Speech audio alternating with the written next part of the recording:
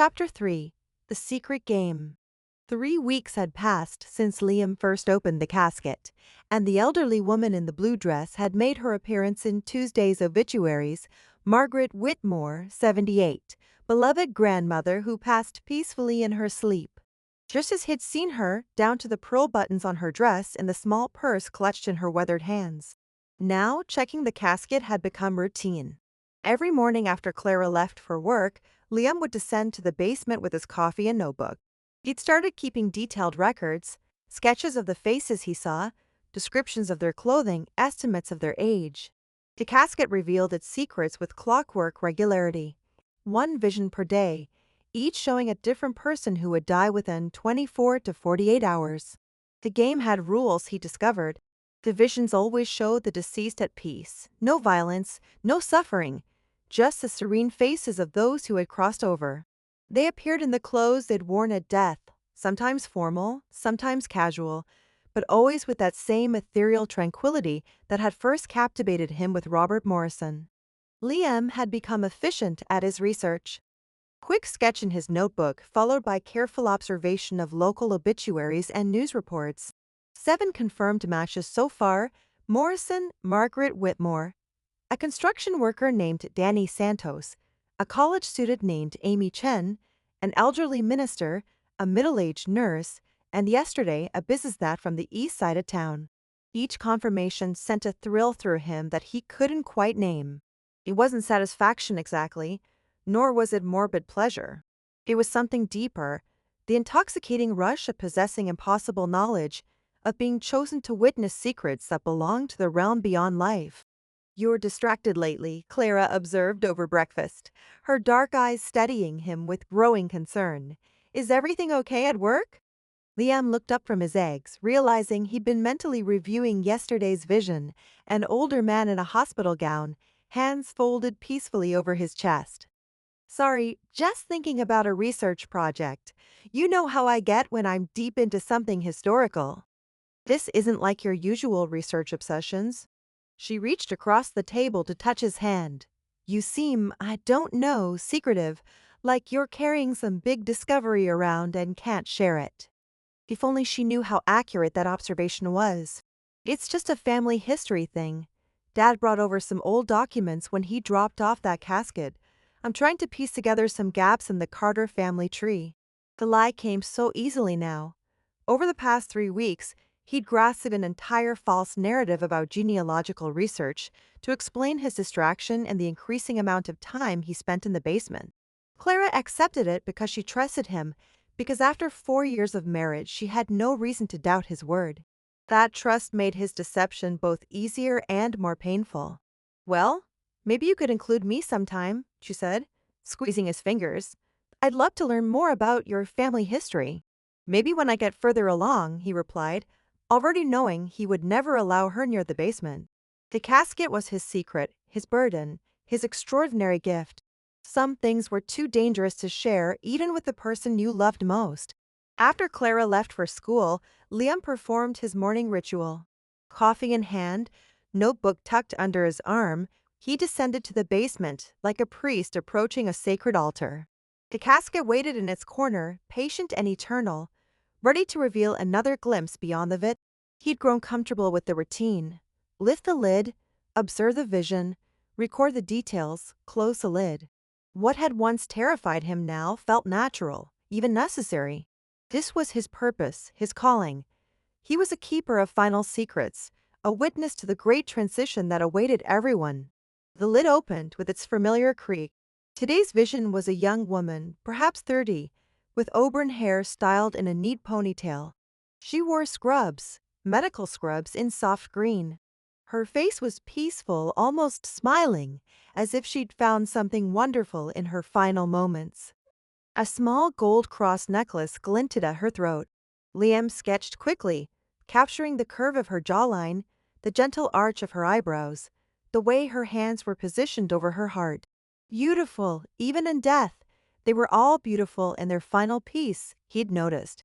Whatever took them, illness, accident, the simple stopping of an aging heart, the casket only showed him their serene aftermath. By lunch, He'd researched every medical facility within 50 miles, cross-referencing staff directories with his sketch. No matches yet, but he'd learned patience. The universe operated on its own timeline, and his role was simply to observe and record. The afternoon brought a faculty meeting that dragged on for 2 hours. Liam sat in the conference room, half listening to discussions about budget allocations and curriculum changes, while his mind wandered to the basement. Was the woman still there, waiting peacefully in her eternal sleep? Or had she faded away, making room for tomorrow's vision? He'd tested the casket's patterns extensively. The visions appeared for exactly 24 hours, visible every time he opened the lid during that window. After that, they vanished, replaced by empty satin until the next day's revelation. It was precise, reliable, almost scientific in its consistency. Liam M. Dean Harrison's voice cut through his wandering thoughts. Right, yes. He scrambled to focus on the present. The historical documents should definitely be broadcast. Many of our oldest materials are deteriorating faster than we can preserve them. The meeting finally ended at 4:30. Liam practically ran to his car, eager to return home and check the evening news. If his pattern held true, the woman in scrubs would appear in tomorrow's obituaries, and he could add another confirmation to his growing collection. But when he arrived home, Clara's car was already in the driveway. She usually stayed late on Wednesdays for pairing conferences. His carefully planned evening routine would have to wait. Hey, you're home early, he said. Finding her in the kitchen, surrounded by takeout containers, conferences got rescheduled. She looked up with a strained smile. I thought we could have dinner together for once. Feels like I barely see you anymore. The accusation was gentle but pointed. Liam realized he'd been so absorbed in his secret obsession that he'd been neglecting the most important person in his life. Guilt twisted in his stomach, but it was quickly overshadowed by anxiety about his interrupted routine. That sounds perfect, he said, kissing her cheek. Let me just wash up. They ate Chinese takeout at the kitchen table, and Clara told him about her students, about the upcoming spring concert, about her sister's pregnancy news. Liam nodded and responded appropriately, but part of his attention remained fixed on the basement door. He needed to check the casket again, needed to confirm the woman was still there, needed to study her face one more time before she faded away. You're doing it again, Clara said softly. Doing what? That distant thing. Like your body's here, but your mind is somewhere else entirely. She set down her chopsticks and leaned forward. Liam, what's really going on? And don't tell me it's just research. I know you better than that. The concern in her voice almost broke his resolve. For a moment, he considered telling her everything about the casket, the visions, the impossible knowledge he'd been gathering. But how could he explain something so far beyond normal experience? How could he make her understand without sounding completely insane? I'm sorry, he said instead. You're right. I have been distracted. This family history project has really gotten under my skin.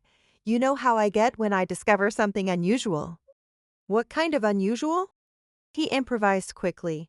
Records that don't match up, dates that seem wrong. It's like there are these gaps in the Carter family timeline that someone deliberately obscured. Clara's expression softened slightly. Is that why your dad seemed so strange when he dropped off that casket? Like he was afraid of it? Maybe. I think there might be some family secrets that got buried over the years. Dark stuff that previous generations didn't want preserved. It wasn't entirely a lie, Liam realized. There were definitely family secrets, and his father's fear had been genuine. The casket was clearly something that had been passed down through generations of Carters, each one burdened with knowledge they couldn't share. Well, maybe you should talk to your father about it, Clara suggested, instead of trying to figure it out on your own. Maybe, Liam agreed, knowing he had no intention of involving his father. The old man had been desperate to pass the casket along, to free himself from whatever curse it represented. Liam wouldn't burden him with questions about something he was clearly trying to forget. They finished dinner and watched a movie together, cuddled on the couch like they used to do before the casket entered their lives. Clara fell asleep against his shoulder during the second act, and Liam found himself studying her peaceful face. Her breathing was deep and regular, her expression serene in sleep. For a terrifying moment, she looked exactly like the visions in the casket. He shook the thought away, but it lingered like a shadow at the edge of his consciousness. The casket showed him strangers, people he'd never met and never would meet. It wouldn't show him Clara. It couldn't. Around midnight, after he'd carried her to bed and tucked her in, Liam finally made his way to the basement. The woman in scrubs was still there, unchanged, waiting with that peaceful smile. He studied her face one more time, adding details to his sketch, then closed the lid with something approaching reverence. Tomorrow there would be another vision, another glimpse beyond the veil, another confirmation of his extraordinary gift. As he climbed the stairs, Liam caught himself smiling. The game was becoming more sophisticated, more meaningful with each passing day. He was no longer just a passive observer. He was a chronicler of the divine transition, a keeper of humanity's final secrets. Soon, he would need to expand his research beyond simple obituary matching. There had to be patterns in the deaths, significance he wasn't yet seeing. The casket had chosen him for a reason, had revealed its power to him specifically. He just needed to understand why.